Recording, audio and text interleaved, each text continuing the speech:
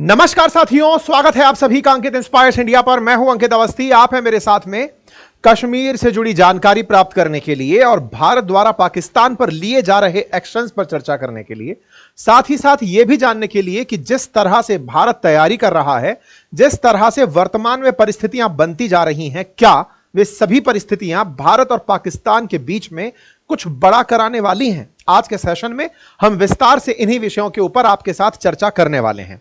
जैसा कि आप सभी जानते हैं कि 22 तारीख को आतंकियों ने कायराना हरकत करते हुए भारत के उन पर्यटकों को जो कश्मीर की खूबसूरती देखने के लिए गए हुए थे, उन्हें गोली मार दी थी। आतंक के द्वारा और आतंक के पनाहगारों के द्वारा किए गए इस कृत्य का पुरजोर देश में विरोध हुआ। भारत सरकार भी बड़ी सख्ती से इस चीज के खिलाफ उतरकर सामने आई और तैयारियां शुरू हुई कि इसका रिटेलिएशन कैसे किया जाएगा। भारत सरकार ने प्रॉपर तरीके से कैबिनेट कमेटी ऑन सिक्योरिटीज की मीटिंग से यह डिसाइड करते हुए कि हमें समय आ गया है इंडस ट्रीटी से बाहर निकलने का। भारत इंडस वाटर ट्रीटी से बाहर निकला। बदले में पाकिस्तान ने हम पर धमकी दी और कहा कि वो शिमला एग्रीमेंट से बाहर निकलेगा। इसी बीच में कश्मीर क्या सोचता है, यह मैंने आपसे कमिट किया कि मैं वहीं जाकर के आप लोगों को बताऊंगा। यही जानकारी जुटाने के लिए मैं कश्मीर गया। कश्मीर में मैंने श्रीनगर से लाल चौक से आपके लिए कुछ वीडियोस लाइव किए। ठीक इसी तरह से फिर मैं पहलगाम गया, जहां यह आतंकी हमला हुआ।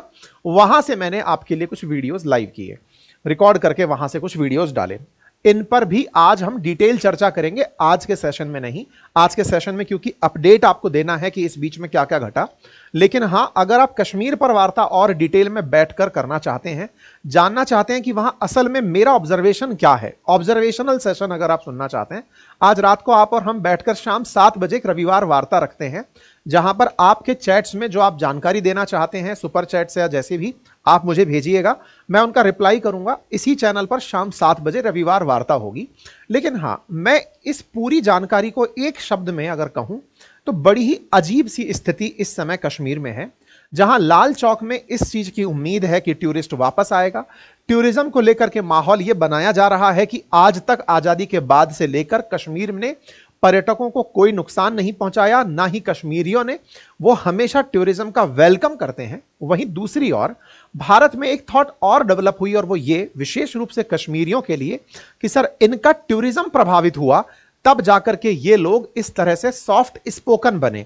इनका टूरिज्म प्रभावित हुआ तब जाकर ये लोग प्रोटेस्ट करने आए। अदरवाइज कभी भी किसी आतंकी हमले का कश्मीर के अंदर विरोध नहीं हुआ, ना ही भारत के साथ समर्थन में कश्मीरी उतर के दिखाई दिए जब भी भारत से जुड़ा कोई भी मसला रहा पाकिस्तान के खिलाफ। लेकिन जब इनकी आमदनी प्रभावित हुई तब ये लोग भला भला बोलने लगे। इस बीच में मैंने आपको एक तर्क भी दिया था, और वो ये था कि कश्मीर चूंकि भारत का है, और ऐसे में अगर हम लोग टूरिज्म को वहां पर रोकते हैं तो वहां लोगों की आमदनी प्रभावित होगी, और आमदनी अगर प्रभावित होगी तो कश्मीर का जो यूथ बड़ी मुश्किल से वापस से मेन स्ट्रीम में आना शुरू हुआ है, वो वापस उन्हीं लोगों के हाथ में चला जाएगा जो पैसे लेकर पत्थर फेंकने को अपनी रोजी रोटी समझता था।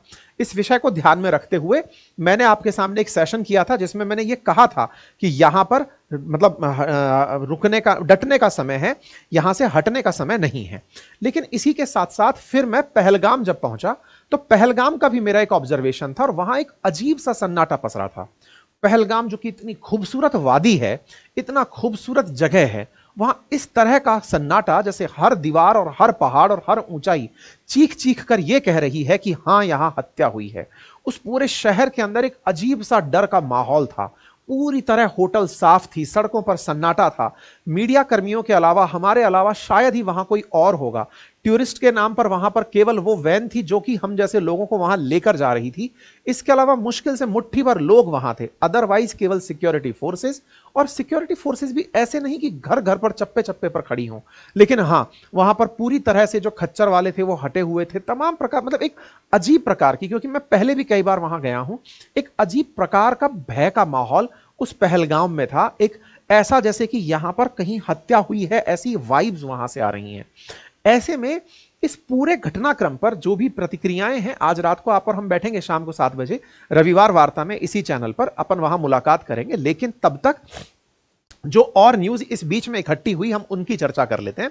उन चर्चाओं में सबसे इंपॉर्टेंट बात यह कि अब भारत क्या रिटेलिएट करने के बारे में सोच रहा है, क्योंकि देखिए एक बहुत बड़ी बात निकल कर आई थी जब भारत ने इंडस वाटर ट्रीटी को कैंसिल किया था। तो बात यह थी कि हमारे यहां पर सिंधु नदी का जो जल है वो बंटता है, 80% के आसपास जल हम पाकिस्तान को भेजते हैं और 20% के आसपास हम खुद रखते हैं। सिंधु नदी की जो सहायक नदियां हैं चेनाब और झेलम, वो पूरी तरह से हमने पाकिस्तान को डिस्ट्रीब्यूट की हुई हैं और रावी व्यास सतलज का पानी हम लोग यूज करते हैं और उसमें भी जो बच जाता है वो पाकिस्तान चला जाता है। ऐसे में हम जब ट्रीटी से बाहर निकले तो पाकिस्तान की तरफ से इस बात का मखौल उड़ाया गया कि बेटा पानी रोक तो लोगे लेकिन रखोगे कहां। ऑब्वियस सी बात है, नदियों को एक दिन में रोका जा नहीं सकता है क्योंकि पाकिस्तान भी उसे यूज करने के बाद अल्टीमेटली अरब सागर में ही गिराता है। ऐसे में इस बात का पाकिस्तान के कम दिमाग लोगों ने मजाक बनाया कि देखो इन्होंने पानी रोकने की धमकी तो दे दी लेकिन गीदड़ भभकी है, इससे कुछ होगा नहीं, पानी रोक भी लिया तो इतना पानी कहां रखोगे। हमारे देश के भी कई राजनेताओं ने पूछा पानी रोक लिया तो क्या है, इसको रोकोगे रखोगे कहां। ये बहुत ही मतलब बेवकूफी वाली बातें हैं। रोकने का अर्थ यह नहीं था कि आपका पानी रोक लिया तो अब हम आपके साथ में कुछ और अत्याचार करने का तरीका ढूंढेंगे, पानी पूरा नदियां घुमा देंगे। वो कंस्ट्रक्शन का पार्ट है, होता रहेगा। लेकिन आपके साथ जो डील थी कि आपको इतना पानी इतने समय पर मिलना चाहिए, वो अगर हम आपको नहीं दे रहे हैं, आपको पूर्व सूचना अगर हम नहीं दे रहे हैं, आपके साथ में जो नियम थे उनको फॉलो नहीं कर रहे हैं और हम अपनी आवश्यकता के अनुसार अपना निर्माण करके उस पानी को अगर घुमाने के बारे में सोचते हैं तो ये हमारे लिए अब आसान होगा क्योंकि हम उससे बाहर आ गए। खैर कोई बात नहीं, इसका नमूना भारत ने 2 दिन के अंदर इन्हें दे भी दिया। हुआ ये कि सिंधु नदी की जो सहायक नदी है जिसको झेलम नदी के नाम से भी जानते हैं, चेनाब और झेलम CJI के नाम से, चेनाब झेलम और इंडस, ये तीनों पाकिस्तान के लिए पूरी तरह डेडिकेटेड रिवर हैं। झेलम कश्मीर से ही रही है लेकिन जाकर सिंधु से मिलती है। ऐसे में झेलम नदी का पानी हम लोगों ने जो रोका हुआ था उसे 2 दिन बाद हमने अचानक बिना पूर्व सूचना के छोड़ दिया। इसे लोगों ने वाटर स्ट्राइक का नाम दिया। जहां एक और भारत पानी पहले रोक करके उन्हें सूखे का डर दिया, वहीं अचानक बिना बताए उस पानी को बाढ़ के पानी की तरह छोड़ दिया। अब इस बात को वो लोग बहुत अच्छे से समझ पाएंगे, विशेष रूप से बिहार के वो लोग जो पानी का जल स्तर जैसे ही नदी में बढ़ता है तो उसका इंपैक्ट क्या होता है, बाढ़ किस तरह से प्लेनर एरियाज में आती है, वो इस बात को रिलेट कर पाएंगे। ऐसा ही हुआ जब हमने ये केवल एक दिन किया, पानी रोका, दूसरे दिन 2 दिन बाद पानी छोड़ा। अचानक रोकना और छोड़ना जैसे ही किया, पाकिस्तान के स्वर यहां पर कमजोर पड़ने लगे। शहबाज शरीफ की तरफ से बयान आया कि हम इसकी जांच करने को तैयार हैं। इतना ही नहीं, इंटरेस्टिंग फैक्ट यह है कि पाकिस्तान में जिस आतंकी संगठन ने इसकी जिम्मेदारी ली थी वो तक पलट गया है। वो कहने लगा है हमने नहीं किया था। आप कहेंगे क्या केवल पानी की वजह से ऐसा हो रहा है? नहीं, तैयारियां कुछ और चल रही हैं। अब तैयारियां कुछ और चल रही हैं, इस बात को मैं इतना मजबूती से क्यों कह रहा हूं? क्योंकि देखो एक बात सही है और वो ये है कि कश्मीर में हुई इस घटना के पीछे भारत के अंदर जो मनोस्थिति बन रही है ना, वो लोगों का जो भाव है वो प्रधानमंत्री की बातों से भी समझ में आ रहा है। इंटरेस्टिंगली, इस घटना के जस्ट बाद, जब CCS की मीटिंग के बाद प्रधानमंत्री बिहार के मधुबनी से जनता को संबोधित कर रहे थे, उस समय पर पाकिस्तान के लिए भारत की तरफ से एक संदेश अंग्रेजी में दिया गया था। भारत ने मधुबनी से, यानी प्रधानमंत्री ने मधुबनी से एक मोदी सेशन कर रहे हैं और वो अंग्रेजी में टेलीकास्ट हो रहा है। एक बार के लिए लगा कि ये AI जनरेटेड है, लेकिन बाद में समझ में आया कि ये यहां से मैसेज पूरी दुनिया को दिया जा रहा है कि अब हम अगर कुछ करने जा रहे हैं तो उस पर परेशान मत होइएगा। अब आप पूछेंगे अब तक क्यों नहीं किया? देखिए, अगर आपने 1971 की भी वॉर देखी हो, इमरजेंसी के बारे में जाना हो, जब भारत ने पाकिस्तान के 2 टुकड़े किए थे, पूर्वी पाकिस्तान को बांग्लादेश बना दिया था, उस समय पर भी सैम मानेकशॉ का एक बहुत ही फेमस, मतलब इंदिरा गांधी जी के साथ संवाद है जो चर्चा में आता है। वो कहते हैं कि ये हम डिसाइड करेंगे कि हमें कब क्या करना है, उन्हें इसका अवसर नहीं देंगे। अगर उन्होंने आतंक फैलाया है, अब हम डिसाइड करेंगे कि इसका बदला, टाइम हम डिसाइड करेंगे, वो नहीं करेंगे। तो भारत का संदेश जा चुका है कि हम रिटेलिएट करेंगे। कैसे करेंगे ये तरीका अभी आने वाले समय में डिस्क्लोज होगा। मोमेंटम बनना शुरू हो चुका है प्रधानमंत्री के उस बयान से भी, ताकि हमने दुनिया को संबोधित किया और मैंने सारी कड़ियां जोड़कर आपको बताई थी कि भारत इस पूरी तैयारी को कितना तेजी से करता आ रहा है। आज भी संडे के दिन प्रधानमंत्री का अभी थोड़ी देर पहले मन की बात का 121वां एपिसोड टेलीकास्ट हुआ। उसमें प्रधानमंत्री ने अपने द्वारा आकाशवाणी पर हुए इस टेलीकास्ट ऑडियो में, आकाशवाणी पर वीडियो के माध्यम से भी यह संदेश दिया और कहा कि देखो जो हुआ उसमें हम लोग पूरी तरह से आतंक के खिलाफ कड़ी कार्रवाई के लिए तैयार हो गए हैं। ऐसे में भारत के प्रधानमंत्री का यह कहना कि कश्मीर में सब चीजें धीरे धीरे मेन स्ट्रीम पर आ रही थी, चाहे टूरिज्म हो, चाहे इंफ्रास्ट्रक्चर हो, चाहे निवेश का मामला हो, पढ़ाई का मामला हो, नए अवसरों का मामला हो, ग्रोथ रेट के अंदर वृद्धि हो, सब चीजें धीरे धीरे ट्रैक पर आ रही थी। लेकिन आतंक और आतंक को चाहने वाले लोगों ने या आतंक के पनाहगार लोगों ने जिस तरह से भारत के लोगों को यह दर्द दिया है, यह दर्द मुझे प्रभावित करता है। प्रधानमंत्री ने सीधा कहा कि उनका यह दर्द मुझे समझ में आता है, उनका यह पेन मैं समझ पाता हूं। ऐसे में उन लोगों के साथ सांत्वना व्यक्त करते हुए हमले के दोषियों और साजिश करने वालों पर कठोर जवाब का भी आज आश्वासन दिया। देखिए, ये सब बयान इसलिए मायने रखते हैं जैसे इंदिरा गांधी जी का उस समय का वो मैसेज आज तक आकाशवाणी में बजाया जाता है कि हमारे ऊपर दुश्मन ने हमला कर दिया है, अब हम इसको युद्ध में तब्दील करने जा रहे हैं, समय आ गया कि हम भी बदला लें। ये वो सारे टाइम फ्रेम हैं जिनको आप ऑब्जर्व करें। पहले एक पब्लिक रैलिंग में बोला जाता है, फिर मन की बात में प्रधानमंत्री द्वारा ये जवाब दिया जाएगा का आश्वासन दिया जाता है। अब आप समझें कि ये केवल राजनीति के लिए नहीं था, मतलब चुनाव के अंदर वोट पाने के लिए नहीं था, तत्काल प्रभाव से अभी कहीं इलेक्शन नहीं है, होते रहते हैं देश के अंदर इलेक्शन, इसीलिए वन नेशन वन इलेक्शन की चर्चाएं भी चलती हैं। लेकिन यहां पर प्रधानमंत्री का कठोर जवाब दिया जाएगा से जो तर्क है, और आप कह रहे हैं कि जवाब दिया जाएगा तो इसके लिए भारत ने पानी रोक दिया, पानी छोड़ दिया, यह जवाब है क्या? नहीं, प्रधानमंत्री के बयानों से लग रहा है कि वो इसे जवाब मान ही नहीं रहे हैं। आतंकियों के घर फोड़ दिए गए, क्या इसे वो जवाब? नहीं, मोमेंटम ऐसा बन रहा है कि इसे जवाब माना ही नहीं जा रहा है। साथ ही साथ में एक और इंटरेस्टिंग बात जो मैंने वहां जाकर ऑब्जर्व की वो ये थी कि पहलगाम के अंदर जब हम होटल बुक करने जा रहे थे तो वहां पर हमसे कहा गया कि सर यहां के सारे टूरिस्ट स्पॉट्स को सेना ने बंद करवा दिया है। हमसे यह कहा गया कि वहां सर्च ऑपरेशन चल रहा है। देखिए, भारतीय सेना इतनी वेल इक्विप्ड है कि जिस दिन यह घटना घटी उसके घंटे भर बाद ही ड्रोन, हेलीकॉप्टर्स, इन सबसे आसानी से उन क्षेत्रों में सर्च ऑपरेशन चलाकर जिन्हें न्यूट्रलाइज करना था कर दिया गया होगा। कश्मीरियों का जो कॉमन मतलब परसेप्शन निकल कर आ रहा था वो ये था कि भारत खुद कुछ बड़े रिप्लाई की अब तैयारी कर रहा है। अगर सरकार चाहती तो वो इसे फिर से नॉर्मलाइज कर देती, टूरिस्ट को सरकार ही आश्वासन दे देती और ये कहती कि आओ सब कुछ सामान्य है, सब कुछ सही है। लेकिन सब कुछ सामान्य का मैसेज नहीं दिया जा रहा, सन्नाटा पसरा हुआ है। तो ऐसे में इस पसरे सन्नाटे के पीछे जो यहां का तर्क निकाला जा रहा है वो ये कि कहीं ना कहीं सरकार भी नहीं चाहती कि टूरिस्ट अभी इन दिनों यहां रुके। सरकार का भी मन यह है कि कुछ दिन तुम लोग अपने अपने घर जाओ, बड़ी संख्या में वहां पर फ्लाइट हैं, कोई आपाधापी नहीं है, जो लोग निकल कर आ रहे हैं उन्हें निकलने दिया जा रहा है। सरकार चाहे तो यह मोमेंटम बना सकती है कि भाई रुको, थोड़े दिन और इंतजार करो, सब चीजें सामान्य हो रही हैं, लेकिन ऐसा नहीं हो रहा है। यह एक अलग मैसेज दे रहा है कि सरकार क्यों नहीं कह रही कि रुको यहां पर। इसका मतलब कहीं ऐसा तो नहीं कि कश्मीर से पीओके के लिए अब और तेज तैयारियां चल रही हैं। ऐसे में इन तेज चलती तैयारियों में झेलम का पानी का छोड़ना और निकलना फिलहाल के लिए एक इंडिकेशन माना जा रहा है कि भारत ने जैसे ये किया, हो सकता है आने वाले समय में एकदम सारे डैम्स को खोल दिया जाए और पाकिस्तान को, क्योंकि देखिए ऐसा होता आया है वॉर टैक्टिक्स में, जल युद्ध जिसे आप कह रहे हैं कि भारत में बने हुए डैम्स को अगर एकदम छोड़ा जाए तो उसका पानी पाकिस्तान में बड़ी मात्रा के अंदर दिक्कत खड़ी कर सकता है।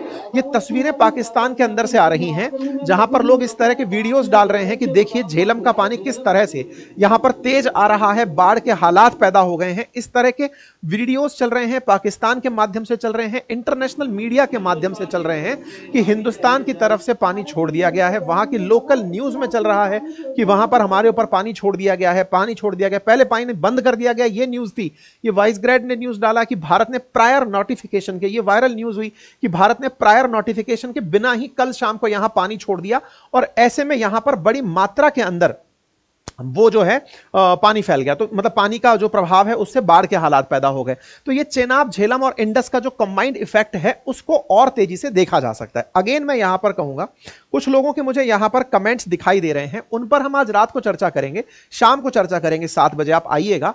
क्योंकि अभी क्या ना, मैं आपके लाइव कमेंट्स के रिप्लाई नहीं दे पाता। मैं हर रिप्लाई को करूंगा प्राथमिकता से जब शाम को हम लाइव चैट में मिलेंगे, क्योंकि ये सेशन हमारे एक लाइव सेशन के रूप में होता है। मैं आपके कमेंट्स को देख तो रहा होता हूं लेकिन रिप्लाई नहीं कर पा रहा होता हूं। तो रविवार वार्ता इसीलिए आज आप लोगों के लिए रखी है मैंने। हम चर्चा करेंगे आपके इन सब बातों पर कि टूरिज्म को बायकॉट ही क्यों नहीं कर देना चाहिए, क्या बिना लोकल सपोर्ट के ये सब हो सकता है, क्या भारत का स्टैंड डेवलपमेंट क्या होना चाहिए, सरकार किस दिशा में सोच रही है, सब पर चर्चा करेंगे। आप शाम को इन बातों को लेकर आइएगा, बात करेंगे, ठीक है। अच्छा, ऐसे में झेलम का पानी छोड़ना, झेलम की वजह से बाढ़ बनना, ये इस समय की एक चीज बन रही है। इस बात पर प्रधानमंत्री ऑफ पाकिस्तान का रिप्लाई आता है और वो कहते हैं कि एक तो भारत ने साहब पहले तो हमारे साथ इंडस वाटर ट्रीटी छोड़ दी। इसमें इनके यहाँ के एक नेता हैं भुट्टो, जिनको आप पहचानते हो, तो ये आकर के मतलब यहां आकर बयान देते हैं कि भारत ने जो ये काम किया है, हम इसके अंदर मतलब खून की नदियां टाइप से बहा देंगे, टाइप की जो बकवास बातें की। इस पर भारत की तरफ से प्रतिक्रिया है कि बेवकूफ आदमी, अपना दिमाग सेट कर, हम तेरे ऊपर फोकस नहीं कर रहे। खैर, ये पानी छोड़ना करना हो गया। पाकिस्तान का बयान इंपॉर्टेंट है। पाकिस्तान ने यह कहा कि साहब हम आपके साथ में पहलगाम में हुई इस घटना का स्वतंत्र जांच करने को तैयार हैं। अच्छा, एक इंटरेस्टिंग आप परिवर्तन देखें।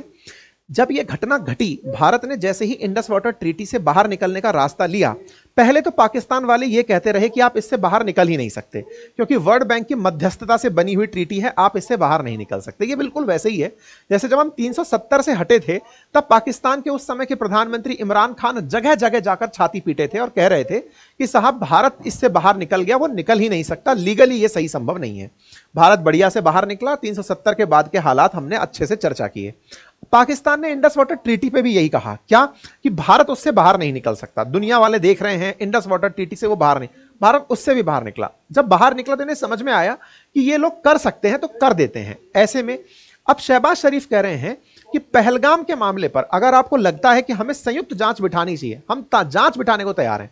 ये वही लोग हैं जो पहले इंडस वाटर ट्रीटी के खत्म करते ही बयान दिए थे कि हम लोग तैयार हैं, नेशनल सिक्योरिटी काउंसिल की बैठक बुला ली गई है, हमारे हथियार कोई दिखाने के लिए थोड़ी रखे हैं, हम पूरी तरह से रिटेलिएट करेंगे, आवश्यक हुआ तो शिमला समझौता तोड़ देंगे। अब शिमला समझौता भारत की मीडिया ने और हम जैसे लोगों ने इतना दिखा दिया कि शिमला समझौता तोड़ते ही इनकी मुसीबत खड़ी हो जाएगी, तो ये शिमला समझौते पर बयान देना ही बंद कर दिए। क्योंकि हमें पता था तुम अगर समझौता तोड़ते हो, हमारे लिए पीओके के अंदर अधिकृत रूप से अंदर घुसना, अभी तक तो हमको आक्रमण करना पड़ेगा, तब हम लीगल तरीके से एंट्री मारेंगे। क्योंकि अगर हमारे बीच में शिमला समझौता है, उसे तोड़ना एक ऑप्शन है और आपने खुद से तोड़ दिया, तो ऐसे में हमारे लिए तो वो घर है, तो हम उसको अपने आप से अंदर जाकर के तुमको साफ कर देंगे। ऐसे में उन्होंने उस पर बयान देने बंद कर दिए और कहा कि हम टेबल टॉक करने को तैयार हैं, हम इस बात पर चर्चा को तैयार हैं कि जांच कैसे की जाए। ठीक है, अब सवाल बनकर आता है कि आपको यह कैसे लग रहा है कि यहां पर युद्ध की प्रिपरेशन चल रही है। देखो, एक सबसे इंपॉर्टेंट बात, जब मैं कल क्यों आ गया वहां से, उसके बारे में भी जान लो।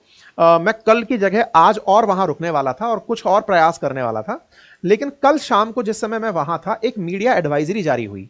मीडिया एडवाइजरी सोशल मीडिया के लिए, मेन स्ट्रीम मीडिया के उसमें यह था कि आप आर्मी के किसी भी ऑपरेशन को दिखा नहीं सकते।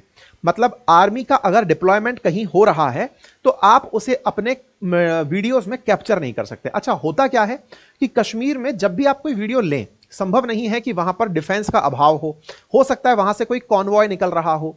ऐसे में भारत की सुरक्षा से कोई ब्रीच ना हो जाए, हमारे किसी कंटेंट से ऐसा कुछ ना निकल के आ जाए जो देश की सुरक्षा के साथ कॉम्प्रोमाइज हो। और जब ये स्ट्रिक्ट ऑर्डर आ चुका है, इससे एक बहुत बड़ा संदेश गया। संदेश क्या था? अगर आपको याद हो तो जब कारगिल वॉर हुआ था, उस समय पर हमारी लाइव रिपोर्टिंग हो रही थी। उस समय के कुछ पत्रकार थे, बरखा दत्त जैसे, जो उस समय पत्रकारिता कर रहे थे, उन लोगों ने उसको लाइव रिपोर्ट में दिखाया, तो पाकिस्तानियों ने उससे भी कुछ सेंस जनरेट कर लिया कि अच्छा इंडिया ये तैयारी कर रहा है तो चलो। तो हमारे जो न्यूज चैनल हैं वो उनके यहां चलते रहते थे ताकि उन्हें अपडेट मिलता था। इवन जब भारत के अंदर ये हमला हुआ, मुंबई हमला जब हुआ, उस समय पर भी भारत की जो मीडिया थी वो मुंबई हमले के लाइव रिपोर्टिंग को कि अब फलानी टीम आ चुकी है, अब एनएसजी के जवान एंट्री कर चुके हैं, अब ये एंट्री। हम जब कल वहां थे तो हमारे सामने ही, मैं जांच एजेंसीज के नाम नहीं लूंगा, उनके लोग वहां पर एंट्री कर रहे थे। हमको ये, मैं चाहता तो एक रील बनाकर ये दिखा सकता था, देखो अब ये जांच एजेंसी आ गई है, लेकिन अपनी जिम्मेदारी को ये समझते हुए कि नहीं, ये कहीं ना कहीं ब्रीच ऑफ सिक्योरिटी है, ये भारत सरकार ने डे 1 में अनाउंस कर दिया है और अनाउंस करके कह दिया है कि आप कोई भी ऐसी चीज की रिपोर्टिंग नहीं करने वाले हैं, और जो सही भी है। ऐसे में कश्मीर के विषय पर जो घटना आगे आने वाले समय में इन नोटिफिकेशंस से लग रही है, उनको मैं कुछ और तारों से जोड़ता हूं। जैसे एएनआई ने एक वीडियो कवर किया जिसमें दिखाया कि पाकिस्तान के बॉर्डर से सटे हुए, एलओसी से सटे हुए जो क्षेत्र हैं, वहां पर जो बंकर हैं, उन बंकरों की सफाई शुरू हो चुकी है। लोग अंडरग्राउंड जो बंकर्स होते हैं उनकी सफाई शुरू कर रहे हैं इन केस खाना बिस्तर इन सब की तैयारियां कर रहे हैं कि अगर कुछ होता है तो यहां पर आकर सेटल हो जाएंगे। जमीन के नीचे ये जो बंकर हैं ये वॉर की स्थिति में काफी लंबे समय तक छुपे रहने के लिए लोगों को काम आते हैं। बॉर्डर पर महिलाओं ने इन बंकरों की सफाई वगैरह सब शुरू कर दी है। अंडरग्राउंड बंकर्स का निर्माण शुरू हो चुका है, सफाई शुरू हो चुकी है। नंबर दूसरा, एक वीडियो बहुत ज्यादा कल वायरल हुआ जिसके अंदर गुरुद्वारा साहिब जो इंडो पाक बॉर्डर के नजदीक एक जगह है, वहां पर एक रौदावाला खुर्द अमृतसर के अंदर एक गांव है, वहां पर एक गुरुद्वारे से अनाउंसमेंट होता है किसानों के लिए कि बॉर्डर एरियाज में जिनके भी खेत हैं वो अगले 2 दिन में फसलों की हार्वेस्टिंग कर लें, मतलब उन फसलों को पूरी तरह से काट करके रख लें। ऐसा क्यों? क्योंकि यहां पर पाकिस्तान से बॉर्डर शेयर होता है, बीएसएफ की अगर कार्रवाई होती है ऐसे में फसलें खराब हो जाएंगी। आपको अगले 2 दिन का समय दिया जा रहा है कि आप फसलों को यहां से हटा दें। ऐसे में एक अनाउंसमेंट जो गांव वालों के लिए हुआ पब्लिक, ये फिर वायरल हो गया। अब वायरल हुआ, ये जानकारी देनी थी बड़ी ही ग्राउंड रिपोर्ट पर, लेकिन ये पब्लिक होने से जब बाहर आई तो फिर इसका खंडन किया गया। मैंने आपसे क्या कहा कि सिक्योरिटी से संबंधित कोई भी जानकारी अगर लीक होती है, जैसे भारत एयर स्ट्राइक करेगा, अगर इसको भी गाजा बाजा बजा करके कहा जाए कि भारत एयर स्ट्राइक करेगा, तो इससे तो आप प्रिपेयर कर देते हो ना सामने वाले को कि तैयार हो जाओ भाई, हम हमला करने आ रहे हैं। ऐसा हम कुछ करना ही नहीं चाह रहे, हम इतना नॉर्मल बिहेव कर रहे हैं कि कुछ होने वाला नहीं है। ऐसे में बॉर्डर एरियाज में इस तरह की न्यूज को निकल जाना कि हमने ये तैयारियां करनी, तो उनको मना किया गया, नहीं ऐसा कुछ नहीं था, बोले नॉर्मल था, बीएसएफ ने ऐसा कुछ नहीं किया। इसका खंडन निकल करके भी आने लगा कि नहीं ऐसी कोई बात नहीं थी। खैर, ये वो बातें हैं जो इस समय निकल कर आ रही हैं। तीसरी चीज जो है वो ये कि भारत की जो सेनाएं हैं वो अपने अपने स्टेटस पे आ चुकी हैं। अरब सागर के अंदर प्रॉपर तरीके से नेवी रिहर्सल कर रही है। अब मुद्दा यह है कि हम और आप सोच रहे हैं कि पीओके से हमला होगा, कि भारत राजस्थान के पाकिस्तान बॉर्डर पर हमला होगा, या फिर जो मतलब पंजाब वाला बॉर्डर है वहां से हमला होगा, या जल से हमला होगा ये तो तय है, कहां से होगा बस ये तय करना बाकी है। ऐसे में नेवी का स्टेटस कह रहा है बाकायदा रिहर्सल करके कि हमने अपनी तरफ से any time anywhere any how की तैयारी कर ली है। ये आप आज ही का मैसेज देख रहे हैं, any time anywhere any how, और ये मिसाइल जाते हुए और जहाजों को नेस्तनाबूद करते हुए रिहर्सल चल रहा है। आप यहां पर क्लिप्स को देख सकते हैं। अगेन, युद्ध की तैयारी से पहले ही युद्ध का तैयार होना, सारे वेपन्स को तैयार करके देखना, जो भारतीय सेना के द्वारा always vigilant ever vigilant, always prepare ever vigilant वाली जो रेडीनेस की वीडियोस दिखाई जा रही हैं, इसका मतलब चार्ज करने की तैयारियां चल रही हैं कि चार्ज हो जाओ सब, पूरी तरह से चार्ज है। एक और चीज जो यहां पर आ रही है वो क्या है, अब मैंने ये बता ही दिया था आपको कि आईबी जो मिनिस्ट्री है हमारी, उसने मीडिया को पूरी तरह से कवरेज की मना कर दिया था कि डिफेंस ऑपरेशंस के आप कवरेज नहीं देंगे। यही कारण था जिसकी वजह से कल मैं वहां से निकल कर आया, और उसके पीछे का मैंने मुंबई हमलों से रिलेशन और कारगिल वॉर से रिलेशन बता दिया। अच्छा, एक और चीज थी, वो क्या थी, पाकिस्तान के अंदर, वो सॉरी कश्मीर के अंदर, जम्मू कश्मीर के अंदर एक दिन पहले ये रिपोर्ट चल रही थी।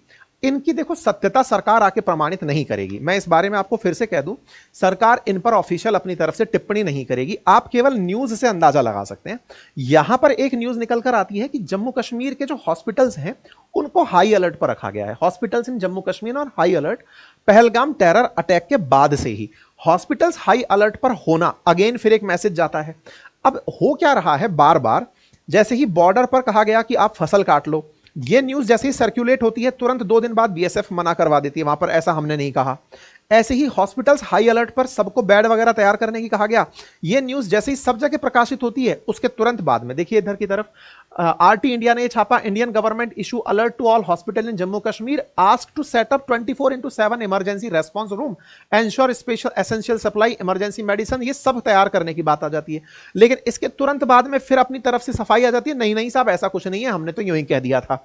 मतलब ये वो सब चीजें हैं, जैसे आपको याद हो तो जब 370 हटाया जा रहा था उससे पहले ही मैंने आपको एक न्यूज कवर की थी और यह कहा था कि कश्मीर में कुछ बड़ा होने वाला है। ये हमने आज से 5 साल पहले भी एक सेशन के दौरान आपसे कहा था, 370 के दौरान भी कहा था, और उस समय पर मास डिप्लॉयमेंट ऑफ आर्मी देखा जा रहा था कश्मीर में। लोग सोच रहे थे कि 370 की प्लानिंग हो, वो पीओके की प्लानिंग हो रही है और 370 हटा दिया। अभी भी हो सकता है हम किसी और चीज की प्लानिंग कर रहे हैं और ये कुछ और कर जाएं, भरोसा नहीं है। ध्यान बटा करके कला जो है इनके पास तगड़ी है सरकार के पास में। ऐसे में हॉस्पिटल्स को प्रिपेयर रहने के बारे में कहना। एक जो और इंपॉर्टेंट पार्ट जो मुझे वहां जाकर समझ में आया वो ये था कि देखो कश्मीर के अंदर जब कारगिल वाली बात हुई थी ना, वो तब हुई थी जब सेना ने, सॉरी पाकिस्तानियों ने कारगिल की जो टॉप्स थी उनको सर्दी का लाभ उठाते हुए कवर कर लिया था। मतलब पाकिस्तान की तरफ से जो वो हुआ था, एनक्रोचमेंट हुआ था, अंदर घुसाए थे, घुसपैठ जो हुई थी वो सर्दियों में हुई थी, क्योंकि हमारी सेना सर्दियों में नीचे उतर जाती थी पहले कि ठीक है अब तो बर्फ जम गई, अब तो कोई इन्फिल्ट्रेशन नहीं होगा। गर्मियां कश्मीर में एक्शन लेने का सबसे बेहतर टाइम होता है। क्यों? क्योंकि इस समय पर आप बढ़िया अच्छे से काम कर पा रहे होते हैं, इतनी बर्फ नहीं होती, ठंड नहीं होती, आराम से आप लाइवलीहुड, आपने देखा होगा मैं सिंपल शर्ट के अंदर आराम से रिपोर्टिंग कर पा रहा था। तो ऐसे में मौसम बड़ा अनुकूल है और इस मौसम की अनुकूलता आने वाले 4 महीने तक बढ़िया बनी हुई है। सर्दियों में अगर यह घटना होती तो हमारे एक्शंस को बहुत ज्यादा दिक्कत होती। तो अभी 4 महीने बढ़िया हमारे पास बॉर्डर एरियाज में कश्मीर के अंदर एक्शन लेने के लिए उपलब्ध हैं। तो यह अपने आप में समर का इफेक्ट हमें बढ़िया, क्योंकि इससे हम बढ़िया से अच्छे से अपने कवरेज को अच्छे से देख सकते हैं। यह एक बड़ा पॉइंट जो है मैं निकल के और क्या कौन सा पॉइंट निकलता है इस घटना के बाद में, अगर इस घटना को हम लोकल रूप से ही रखते तो शायद इस पर कोई इतनी बड़ी बात नहीं होती। भारत ने प्रॉपर तरीके से वर्ल्ड को इस अटैक के बारे में बताया है और कॉन्फिडेंस में लिया है वर्ल्ड लीडर्स को। जैसे ट्रंप का भारत के साथ कॉन्फिडेंस में आना कि भारत जो पाकिस्तान का मसला अपना निजी है और भारत निपटना जानता है। ऐसे में भारत को एक साइकोलॉजिकल चारों तरफ से सकारात्मकता मिली हुई है और इसी का इंपैक्ट जो है ना वो अब दिखना शुरू हो रहा है। पाकिस्तान का यह कहना कि वो जांच के लिए तैयार हो रहा है, कह रहा है कि मैं जांच कर लूंगा। ऐसे ही द रेजिस्टेंट फ्रंट नाम से, जिसने सबसे पहले ये जिम्मेदारी ली थी कि वो टेरर अटैक उसी ने कराया है, लश्कर तैयबा का द रेजिस्टेंट फ्रंट, आज की न्यूज निकल कर आ रही है कि जैसे ही प्रेशर बढ़ रहा है टीआरएफ कह रहा है नहीं मैंने पहलगाम हमला नहीं कराया। मतलब जिस आतंकी समूह ने 5 दिन पहले यह जिम्मेदारी ली कि हां मैंने यह हमला कराया है, 5 दिन बाद वो बोल रहा है कि नहीं मैंने नहीं कराया। ये प्रेशर को दिखा रहा है। आप खबर देख रहे हैं वो कह रहा है कि नहीं साहब मेरा कोई पहलगाम हमले में लेना देना नहीं था, बकायदा कागज जारी हो रहे हैं। तो ये प्रेशर को समझा रहे हैं। पाकिस्तान क्या कर रहा है? क्या पाकिस्तान को लग रहा है कि कुछ ऐसा हो सकता है? तो पाकिस्तान ने भी अपनी तरफ से पाकिस्तान की फ्रेश नेवल वार्निंग जारी कर दी गई है कि भाई अरेबियन सी में सब लोग तैयार हो जाओ, कुछ तो गड़बड़ हो सकती है। यहां पर जो झेलम वैली और लीपा वैली वाले जो क्षेत्र हैं, जो पीओके वाले क्षेत्र हैं, वहां पर लोकल हॉलीडेज कैंसिल कर दी गई हैं। स्टाफ की, हेल्थ स्टाफ की हॉलीडेज कैंसिल कर दी गई हैं बॉर्डर एरियाज पर। ये कुछ उर्दू में था, हमने इसको कुछ हिंदी में इंग्लिश में ट्रांसलेट किया। मीनिंग मैं आपको बता रहा हूं कि यहां पर Jammu Kashmir office of district health officer Jhelum valley के अंदर लोगों की छुट्टियां कैंसिल की गई हैं। अगेन ये जो भी बात मैं आपको बता रहा हूं इसमें से कुछ भी आधिकारिक नहीं है, ना भारत सरकार की तरफ से ना पाकिस्तान की तरफ से। ये सब वो कयास हैं जिनसे आप ये सेंस डिराइव कर सकते हो। डिराइव अगर होने से ये सही में ऐसा होता है तो इसे सही माना जाएगा, नहीं होता है तो ये मात्र एक कयास कहलाएगा। मैंने आपके सामने जो चल रहा है उसे एक जगह लाने का प्रयास किया है कि चल क्या रहा है। ऐसे में पाकिस्तान के द्वारा भारत के द्वारा पाकिस्तान जो आतंकवादी हैं उनकी लिस्ट जारी करके उनके घरों को ब्लास्ट करके खत्म किया जा रहा है। ये तो मतलब रिएक्शन होना ही था। भारत सरकार ने तैयारी कर रखी थी, आतंकियों के घर को तो खत्म ही करना है। तो वो जो जो सब संभावित थे, जो जो मतलब लिस्ट में भी आए, उनको खत्म किया जा रहा है। इतना ही नहीं, भारत ने अभी आईबी की तरफ से, इंफॉर्मेशन ब्यूरो की तरफ से 5000 पाकिस्तानी नेशनल्स को इंडिया में आइडेंटिफाई किया है और उन सब पर कार्रवाई की तैयारी चल रही है। तो एक मास स्केल पर काम कर रहा है। एनआईए जो है वो पहलगाम हमले की जांच करने के लिए पहुंच चुका है, जिसमें 26 टूरिस्ट के मारे जाने की खबर आ रही थी, है ना, तो वहां पर पहुंच चुका है। इस बीच में पाकिस्तान का वही गीदड़ भभकी कि हमारे पास परमाणु बम है, हम उनको रख के थोड़ी बैठे हुए हैं। खैर जो भी है, इन सब का अपनी जगह अपनी बात है। मैं फिर से आपसे आज एक गुजारिश कर रहा हूं और वो ये है, कश्मीर जाकर मैंने जो रियलाइज किया उसमें सबसे पहला रियलाइजेशन आपकी बातों से भी और मेरी बातों से भी वो निकल कर आया था। वो यही था कि कश्मीर में भारत का टूरिज्म होना या हमारे टूरिस्ट का वहां होना, वहां पर लोगों को बहुत अच्छा एम्प्लॉयमेंट देता है, उनकी अर्थव्यवस्था बढ़ती है। और जब अर्थव्यवस्था बढ़ती है तो वो लोग ना तो आतंक की तरफ, ना पत्थरबाज की तरफ और ना ही पाकिस्तान की तरफ इनक्लाइन होते हैं। लेकिन दूसरी तरफ ये बात भी, क्योंकि मैंने एक वीडियो डाला था, आपने शायद देखा हो, जिसमें वहां के लोकल्स कुछ कहना नहीं चाहते, केवल टूरिज्म पर तो बुलवा लो, बाकी पर कुछ नहीं बोलना चाहते। उस पर आप में से कई लोगों का यह कहना कि बिना लोकल सपोर्ट के कुछ नहीं हो सकता, इस पर भी कोई इनकार नहीं है, क्योंकि कहीं ना कहीं कोई तो ऐसा रहा ही होगा जिसने उन्हें इतना अंदर तक फैसिलिटेट किया होगा। तो ऐसी चीजें भी मैंने वहां जाकर रियलाइज की। तीसरा जो बहुत बड़ा सवाल रहता है कि कश्मीरी पाकिस्तान को लेकर क्या सोचते हैं और भारत को लेकर क्या सोचते हैं। देखिए, जब से टूरिज्म आया तब से वो भारत को बड़ी रेस्पेक्ट देने लगे हैं। मैं पिछली बार भी जब गया था तो पाकिस्तान को लेकर उनके मन में जो अपने मन में भाव होता है वैसा भाव नहीं होता। ये बात ग्राउंड में इस बार भी रिपोर्टिंग के अंदर मैंने रियलाइज की और पहले भी जब मैं गया हूं तब रियलाइज की। फर्क इतना था कि अब ये तुलनात्मक रूप से पैसे की फीलिंग ले पाए हैं टूरिज्म की वजह से, विकास की, इन्वेस्टमेंट की, और जो भी अपॉर्चुनिटीज खुली हैं, खुलेपन की, तो ये लोग अब टूरिज्म की वजह से इस चीज को ज्यादा प्रमोट कर रहे हैं। खैर, ये सारा मेरा अनुभव है। इस अनुभव के लिए ही आज शाम को फिर से अपन लोग बैठेंगे रविवार वार्ता के अंदर, जिसमें मैं आपके कमेंट्स भी लूंगा और उन्हें हाईलाइट भी करूंगा अपने सेशन में, सुपर चैट वाले जो ऑप्शंस होंगे उनको। ठीक है, फिलहाल के लिए इतना ही, और आप सबकी बहुत सारी शुभकामनाएं जो मेरे साथ रही जब मैं कश्मीर की अभी ग्राउंड रिपोर्ट पे था, वो बहुत मायने रखती हैं। आप सबने मेरा बहुत हौसला बढ़ाया, जिसकी वजह से मैं पहलगाम तक जाकर के आपके लिए रिपोर्ट लेकर आ पाया, लाल चौक से रिपोर्ट लेकर आ पाया। और ईश्वर ने चाहा, अगर आपको ये आवश्यक लगता है कि मेरी किसी जगह पर प्रेजेंस मायने रखती है भविष्य में भी, तो प्लीज आप मुझे बताइएगा। आप मेरा परिवार हैं, मेरे लिए चिंतित होते हैं और मुझसे उम्मीद रखते हैं। ये दोनों ही बातें मेरे लिए बहुत मायने रखती हैं। और थैंक यू सो मच, आपका प्यार मेरी बहुत बड़ी ताकत है। और फिर से कुछ और अच्छा कंटेंट हम बनाएंगे, और इसी तरह से अपने प्यार को देते रहिए। जैसा हमारे चैनल का नाम है अंकित इंस्पायर्स इंडिया, तो हम इस चीज़ में कहीं कोई कमी नहीं छोड़ेंगे। आपसे बस उम्मीद यही है कि आप इस चैनल को सब्सक्राइब कर लें, ताकि भविष्य में जब भी आप तक कोई सूचना मुझे पहुंचानी हो तो मैं बखूबी उसे पहुंचा पाऊं। थैंक यू सो मच, अपना प्यार यूं ही बनाए रखें। और फिलहाल के लिए इतना ही। हाँ, एक इंपॉर्टेंट जानकारी ये है कि आप में से कुछ लोग, मैं स्टूडेंट्स की बात नहीं कर रहा, लेकिन जो लोग अच्छा कमाते हैं और उन्हें पोर्टफोलियो बनाना है, पोर्टफोलियो बनाना है मतलब स्टॉक सिलेक्शन करना है कि उन्हें कौन सा स्टॉक में इन्वेस्ट करना चाहिए, कौन से फील्ड को ऑप्ट करना चाहिए, पर्टिकुलर क्षेत्र की रिसर्च अगर करनी है, तो मैं अपना एक डिटेल कोर्स लेकर आया हूं बातें बाजार की पर, जिसका एनरोलमेंट चालू है। आप जाकर उस कोर्स में एनरोल हो सकते हैं, उसका लिंक कमेंट बॉक्स में पिन है। इस कोर्स में हमारे द्वारा प्रॉपर एक डिटेल कोर्स स्टडी तैयार की गई है, और कोर्स स्टडी इस बात की कि अगर आपका इन्वेस्टमेंट प्लान है तो कैसे डिसाइड करें कि कौन सी कंपनी भविष्य की, विप्रो है कि टीसीएस है कि अडानी है कि अंबानी है, उसका कंप्लीट कंपनी वार अध्ययन, मतलब निफ्टी 500, निफ्टी 200, निफ्टी 100 जो टॉप कंपनीज हैं या अपकमिंग जो बेहतरीन कंपनी हैं, उनमें से कौन सा ऐसा है जिसके अंदर आप निवेश कर सकते हैं। किस तरह से आप डिसाइड करें खुद का पोर्टफोलियो बनाते समय कि कितना इन्वेस्टमेंट कहां करना होता है, पोर्टफोलियो का सिलेक्शन कैसे होता है, मिलकर के कंपनी का रिलेटिव अध्ययन करने का जो मेरा मोस्ट अवेटेड बैच था वो आ चुका है। आप जाकर उसको एनरोल कर सकते हैं, लिंक कमेंट बॉक्स में दिया हुआ है। Thank you so much.